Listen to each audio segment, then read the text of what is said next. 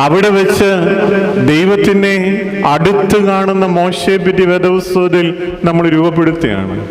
ദൈവം തമ്പുരാൻ കൈയുടെ വിരലുകൾ കൊണ്ട് എഴുതിയ കൽപ്പനകൾ ഇസ്രായേൽ ജനതയ്ക്ക് കൊടുക്കുകയും ഇറങ്ങി വരുന്നതിന് മുമ്പ് അത് ഉടച്ചു കളയേണ്ട അനുഭവം മോശയ്ക്ക് വരുന്നതും നമുക്കറിയാം.